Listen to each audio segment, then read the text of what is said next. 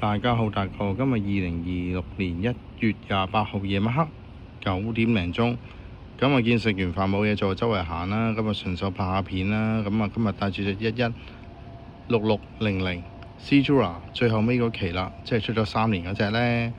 係啦。咁其實佢依隻呢40mm 啦，其實都做得 OK 噶，比起即係點講好呢？有一啲獨特嘅味道咯，唔好似 Deep Sea Blue 咁嘅厚突突，即係有新潮有新潮，又有少少古董少少啦。咁都應該係尾期嗰啲，應該係2014年嚟嘅，呢隻應該係嗰陣時候，有冇記錯？即係先係11年標，即係啲 Rolex 嗰啲咧，到10零年嗰陣時候就真係已經係叫做未到 Vintage 咧，係叫做舊少少啦，係啦，又唔算舊裝。咁啊，遲啲我連埋嗰隻萬10，再加埋隻 Submariner 間金，咁就再拍多條片啦。